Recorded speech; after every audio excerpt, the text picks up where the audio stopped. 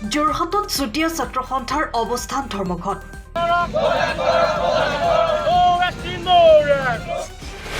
2024 চনৰ ভিতৰত চুতীয়া জনগোষ্ঠীক জনজাতিকৰণ নকৰিলে বিজেপি চৰকাৰক ব্ৰহ্মপুত্ৰৰ বুকুত দলিয়াই পেলাই দিয়াৰ হুংকাৰ। যোৰহাট জিলা চুতীয়া ছাত্ৰ সন্থাই শুক্ৰবাৰে যোৰহাট জিলা আয়ুক্ত কাৰ্যালয়ৰ সন্মুখত চুতীয়া জনগোষ্ঠীক জনজাতিকৰণ কৰা, স্বায়ত্ত শাসন দিয়া আৰু চুতীয়া ৰাজ্যৰ ঐতিহাসিক কীৰ্তিচিহ্নসমূহৰ সংৰক্ষণ আৰু সৌন্দৰ্য বৰ্ধনৰ দাবীত অৱস্থান ধৰ্মঘট কাৰ্যসূচী ৰূপায়ণ কৰে।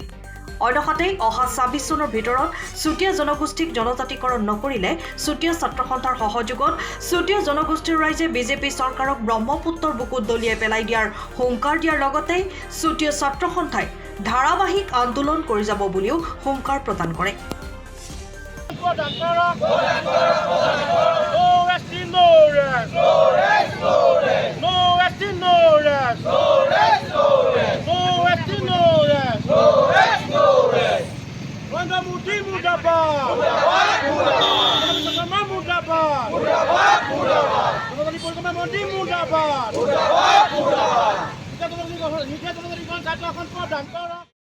অসমৰ আদিম ভূমিপুত্ৰ চুতীয়াসকলক জনজাতিকৰণৰ মৰ্যাদা প্ৰদান, চুতীয়াসকলক স্বায়ত্তশাসিত পৰিষদ গঠন আৰু চুতীয়া ৰাজ্যৰ যিসমূহ ঐতিহাসিক কীৰ্তিচিহ্ন আছে এই কীৰ্তিচিহ্নসমূহ সংৰক্ষণ আৰু সৌন্দৰ্য বৰ্ধনৰ দাবীত আমি আজি সদৌ যোৰহাট জিলা চুতীয়া ছাত্ৰ সন্থাই জিলা উপায়ুক্তৰ কাৰ্যালয়ৰ সন্মুখত অৱস্থান ধৰ্মঘট কাৰ্য পালন কৰিছোঁ।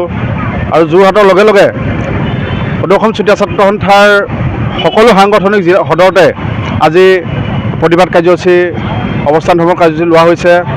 আমি দেখিবলৈ পাইছোঁ যে চুতীয়া জনগোষ্ঠীৰ জনজাতিকৰণৰ বিষয়টো বিগত কংগ্ৰেছ চৰকাৰে আৰু বিজেপি দুয়োখন চৰকাৰে কিন্তু বিষয়টো ৰাজনৈতিক মুনাফা লাভৰ কাৰণে ৰাজনৈতিক ইছ্যু হিচাপে ব্যৱহাৰ কৰি আহিছে। জাতি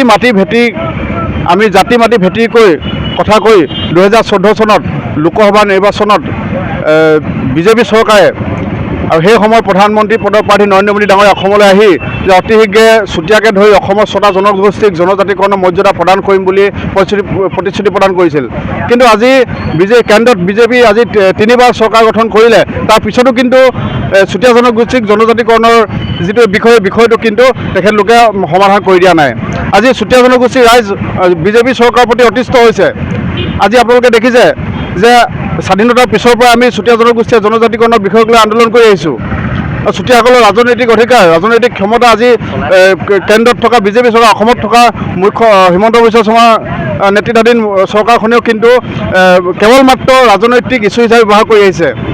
যে জনজাতিকৰণৰ বিষয়টো ৰাজ্যসভাত উত্থাপন হোৱাৰ পিছতো কিন্তু আমি ৰাজনৈতিক সদিচ্ছা আমি অভাৱ দেখিবলৈ পাইছোঁ।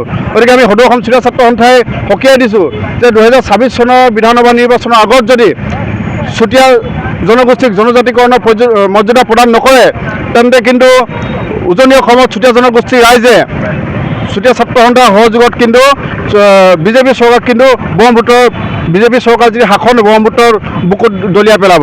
আমি পুনৰবাৰ সকীয়াই দিছোঁ যে আমি 2024 চনৰ আগত আমি চুতীয়া জনগোষ্ঠীক জনজাতিকৰণ প্ৰদান কৰক, অন্যথা আমি ধাৰাবাহিক আন্দোলনৰ কাৰ্যসূচী আমি গ্ৰহণ কৰিম। ইতিমধ্যে আমাৰ অহা 30 তাৰিখে আমাৰ অৱস্থান ধৰ্মঘট কাৰ্যসূচী আছে আৰু 21 নৱেম্বৰত আমাৰ প্ৰতি জিলাতে আমাৰ গণসমাৱেশ আছে। আমি অসম চৰকাৰ আৰু কেন্দ্ৰীয় চৰকাৰক আমি সকীয়াই দিছোঁ যে 24 চনৰ আগত আমাক জনজাতিকৰণৰ মৰ্যাদা প্ৰদান কৰক।